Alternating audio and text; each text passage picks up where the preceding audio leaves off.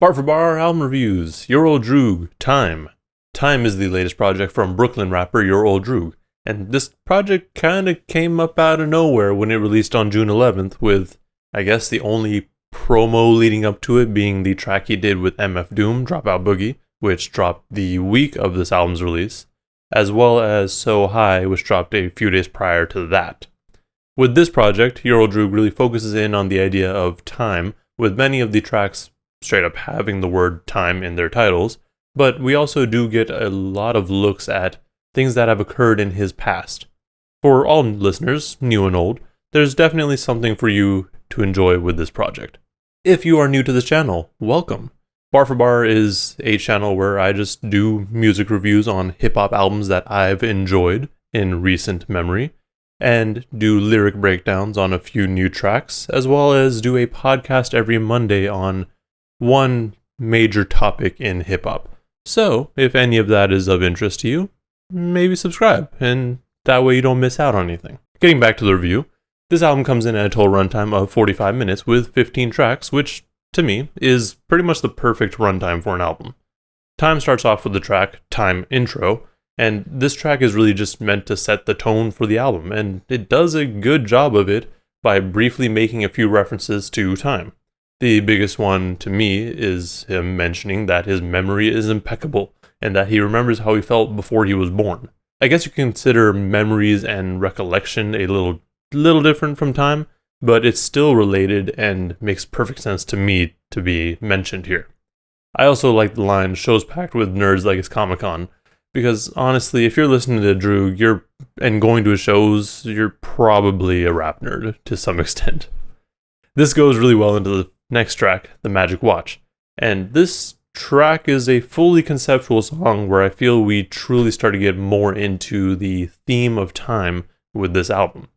This track follows 3 different people, each with a verse to themselves, as they try this magic watch from a strange man. This watch takes each person back in time, effectively making it a time machine. Except, unlike a time machine, it takes them back to one of their memories and turns them into the age that they were back then.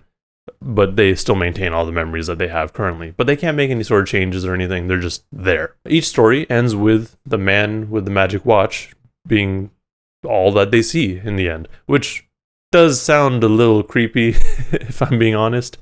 It is a really dope track, though, with its storytelling and the points in time which each person decide to go back to.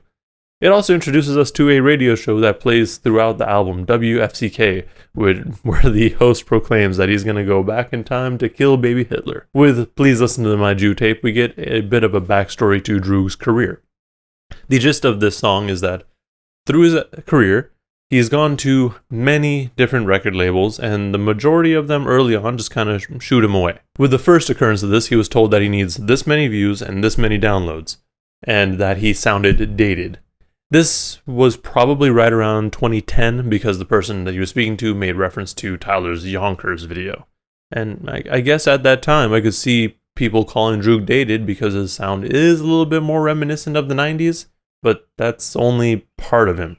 These meetings with labels kept on going. He met with Eminem and Paul and No ID, all of whom they wanted to sign him. But his management and himself, I guess, decided to maintain independence and ended up meeting with the god Fahim and Makami, which I think was probably the best choice for him. Next we have Dropout Boogie featuring MF Doom. I've done a full breakdown of this track, so if you want a more detailed look at that, feel free to check it out.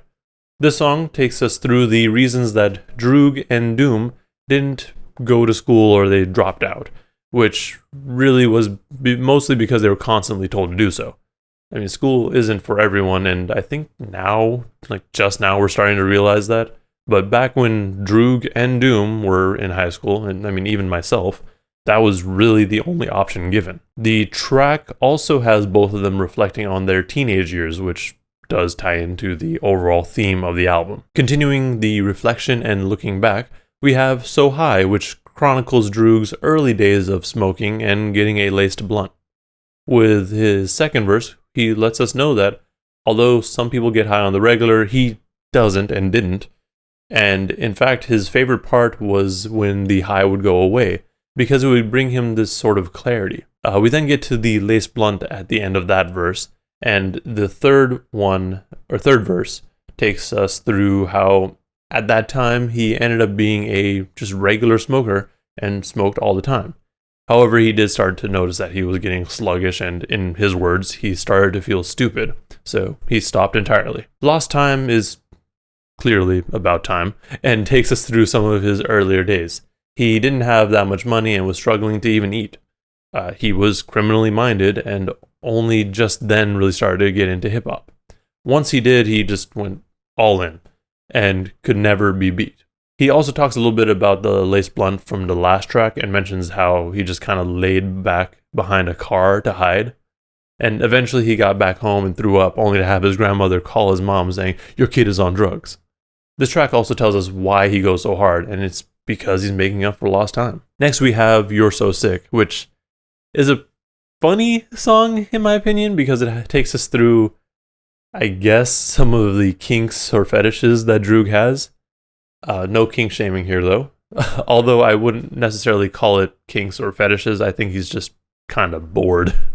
Each time he brings up something different that he wants to try out, we get to the chorus saying, "You're so sick."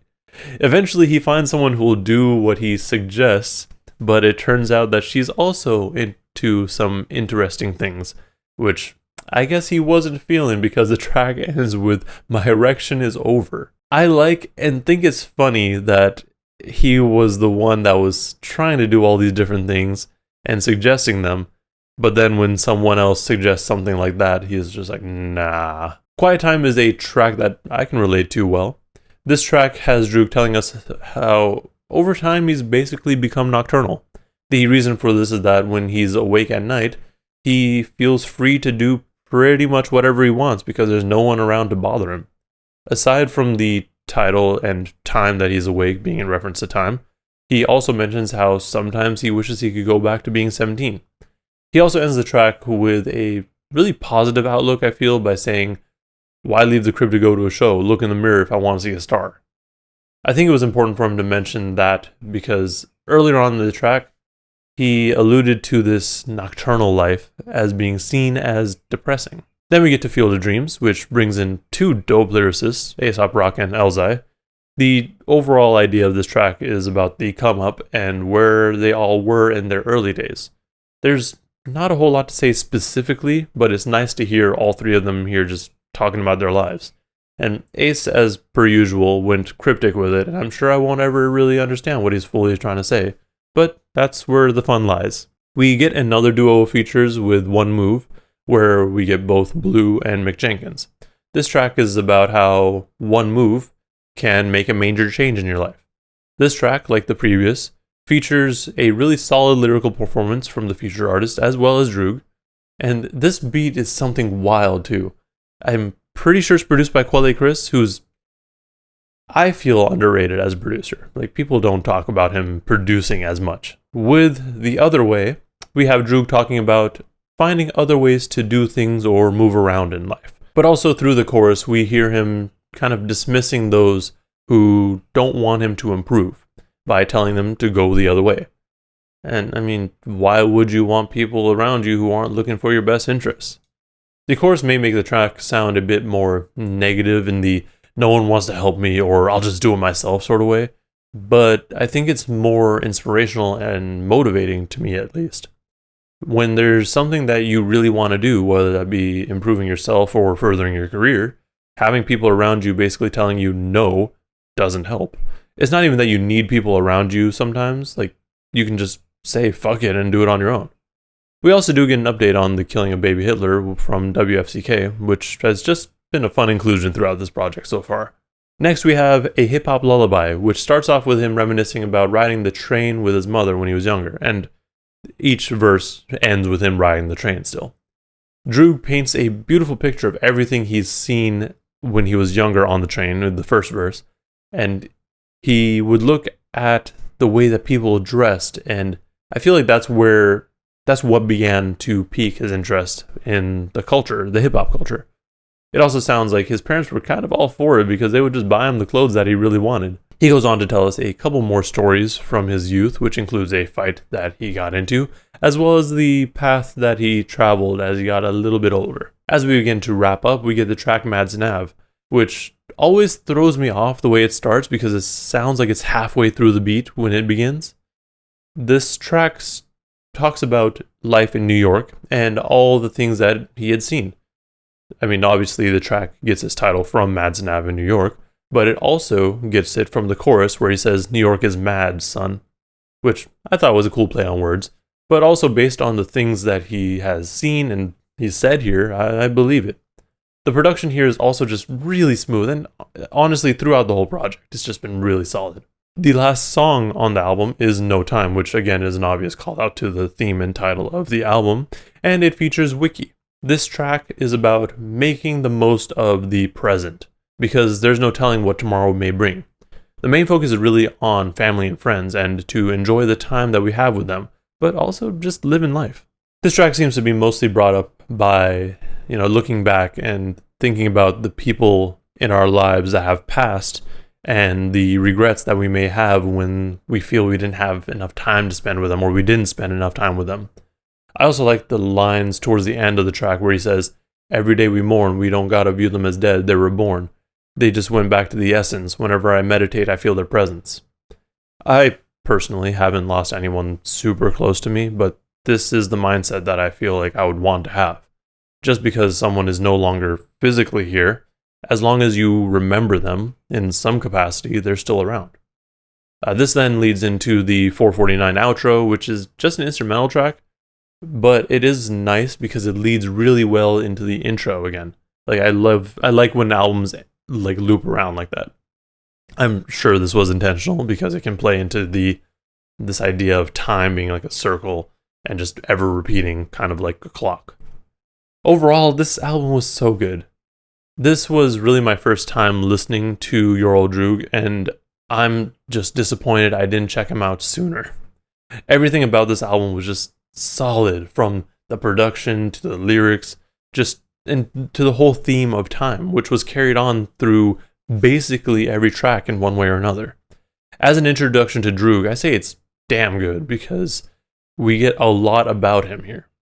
Anyone who's into solid and introspective lyrics is definitely in for a treat. I honestly don't even know who wouldn't like this album, but to be fair, it really did just grab me from the first track. My favorite tracks are The Magic Watch, Please Listen to My Jew Tape, Quiet Time, A Hip Hop Lullaby, and Madson Ave. Given the amount of work that Droog has been putting out over the years, both solo and with The God, Bahim, and Mach, I'm sure we're in for some more music soon. In the meantime, though, I'll be going back and checking out the rest of his music because this album just blew me away. That's all I have for this review. Let me know in the comments below what you thought of this album and what your favorite tracks are. Also, like and subscribe if you want to see more reviews and content like this. With that said, thank you for watching, and please stay safe out there.